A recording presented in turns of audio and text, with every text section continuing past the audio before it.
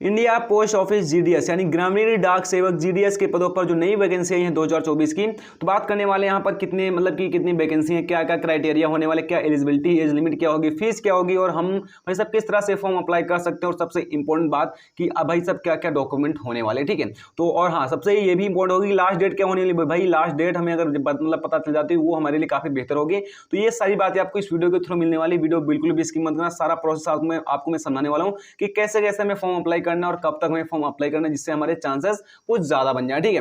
तो आपको बस वीडियो पूरा देखना, ज्यादा बड़ा वीडियो नहीं होने वाला, वीडियो के थ्रू मैं आपको सारा कुछ समझाने वाला हूं, वीडियो ही बिल्कुल भी स्किप मत करना, ठीक है। तो चलिए भाई अब यहां पर बिना टाइम वेस्ट के बात कर लेते हैं सारी इन्फॉर्मेशन के बारे में। और उससे पहले दोस्तों, अभी तक आप हमारे यूट्यूब चैनल पर नए हो, सब्सक्राइब नहीं किया, सब्सक्राइब कर लेना, सब्सक्राइब करोगे तभी आपको वीडियो पहुंचेगा। और ऐसे सारे मतलब कि जॉब्स के बारे में सबसे पहले आप अगर न्यूज चाहिए, सबसे पहले आपको अगर भाई साहब मतलब कि नॉलेज चाहिए, पता जानकारी चाहिए, तो इसके लिए आपको करना क्या, सब्सक्राइब करके भाई रखना है, सब्सक्राइब करके बेल आइकन पे इसको लगातार आता वीडियो पहुंचता रहे, और आप लोगों को सबसे पहले नॉलेज मिलती रहे, सबसे पहले जानकारी मिलती रहे सभी लेटेस्ट जॉबों की, ठीक है। तो चलिए बात कर लेते हैं हम सबसे पहले जीडीएस के कितने पदों पर क्या क्या प्रोसेस होने वाला है। तो दोस्तों बात करेंगे सबसे पहले कितने पद होने वाले हैं, ठीक है। अगर पदों की संख्या की बात करें तो आपको यहाँ पर क्लियरली देखने को मतलब मिल रहा होगा, मेंशन किया गया 40,000 ऑफ मतलब फॉर ऑल कैटेगरीज, यानी कि सभी कैटेगरीज, चाहे ओबी मतलब ओबीसी हो, चाहे जनरल हो, चाहे एससी हो, चाहे एसटी हो, सारे कैटेगरी को मिलाकर 40,000 लगभग वैकेंसी आने वाली है, ठीक है। और अगर बात करें यहाँ पर क्या क्या प्रोसेस होने वाला है, तो उसके बाद यहाँ पर आपको भाई सब देखने को मिला होगा कौन कौन सी पोस्ट होने वाली है, यानी कि भाई सब किस किस पोस्ट मतलब की पोस्ट पर हमें जॉब मिल सकती है, ठीक है। तो बात करेंगे पोस्टल असिस्टेंस MTS यानी कि मल्टीटास्किंग स्टाफ,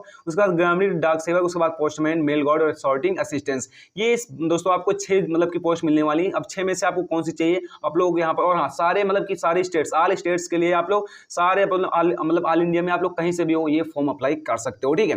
अब बात करेंगे आगे यहाँ पर भाई साहब मतलब कि मतलब क्या क्या भाई साहब मतलब कि कैसे होने वाला, क्या क्या प्रोसेस है, और कितने में मतलब कि मतलब एलिजिबिलिटी क्या होने वाली, ठीक है। तो अगर यहाँ पर आपको देखने को मिला होगा भाई जो मतलब पोस्ट का नेम है वो है जीडीएस, ठीक है। और बात करें यहाँ पर कितने मतलब कि कितने वैकेंसीज है तो वो है 40,000।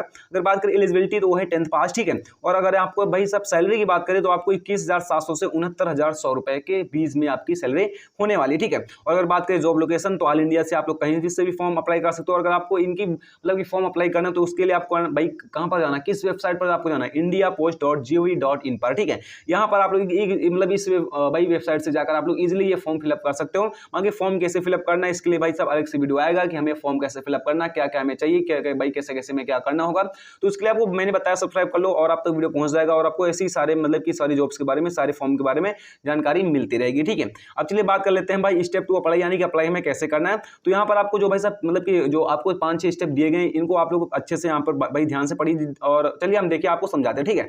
आपको भाई साहब भाई आपको आप देखने को मिला होगा before applying for the post check the मतलब eligibility criteria from the India post भाई नोटिफिकेशन 2024 PDF, यानी कि आपको ये फॉर्म अप्लाई करने से पहले आपको एलिजिबिलिटी और क्राइटेरिया जान लेने हैं, ठीक है। अब बात भाई मतलब भाई बात करते हैं आगे क्या लिखा है, visit the official website of the India post office indiapost.gov.in and click on the apply online. यहाँ पर आपको इस वेबसाइट पर जाना है और फिर उस पर क्लिक करके ऑनलाइन के लिए आपको अप्लाई करना है, ठीक है। अब उसके बाद आपको फिर मतलब फिर से क्या करना है, once you click on the apply online, यानी कि आपने एक बार अप्लाई ऑनलाइन पर क्लिक कर दिया, you will get the application form fill out, यानी कि आप लोगों के सामने एक एप्लीकेशन फॉर्म आ जाएगा भरने के लिए, ठीक। उसके बाद आपको भाई मतलब कि दिख रहा होगा fill out the India post office और sorry Indian post office registration form 2020, फिर आपको उसके बाद वो फॉर्म फिलअप करना है, ठीक है। उसके बाद भाई बात करेंगे upload all the required document and पे आस्क एप्लीकेशन फी, आपको सारे मतलब डॉक्यूमेंट अपलोड कर देने। उसके बाद जो भाई साहब फीस मांगी गई वो भी आपको फीस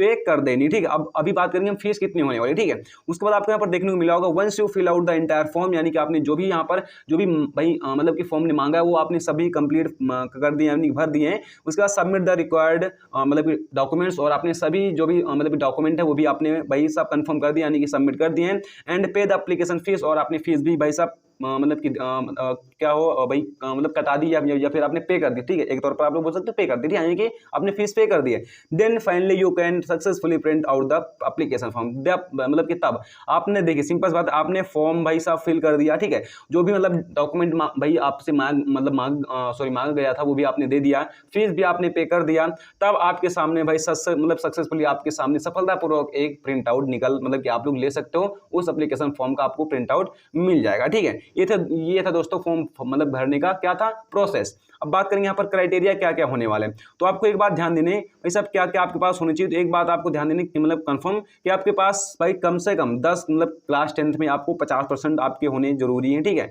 आपके अगर भाई मतलब कि क्लास 10th में आप अगर आपके 50% से नीचे है तो आप लोग ये फॉर्म अप्लाई नहीं कर सकते, इसका ध्यान देना, ठीक है। उसके बाद आपको यहाँ पर भाई सब क्लियरली देखने को मिला हो candidate can apply for multitasking staff यानी कि MTS, ठीक है, मेल गार्ड। एंड आपको मतलब कि उससे उसके अलावा भी 3-4 आपको पोस्टेज देखने को मिली होगी और मैंने आपको ऊपर बताया भी है, ओके। बाकी आपको एक बात भी ध्यान देना, जो आपको यहाँ पर पोस्ट भाई सब मिली थी पोस्टेंट एंड सॉर्टिंग असिस्टेंट्स का, वहाँ पर आपको उसके लिए ग्रेजुएट होना जरूरी है। और अगर बात करें उसके बाद जो आपको पोस्टमैन और मेल गार्ड की भाई सब आपको मिली थी, वहाँ पर आपके लिए 12th पास होना भी जरूरी, इसका भी ध्यान देना, ठीक है।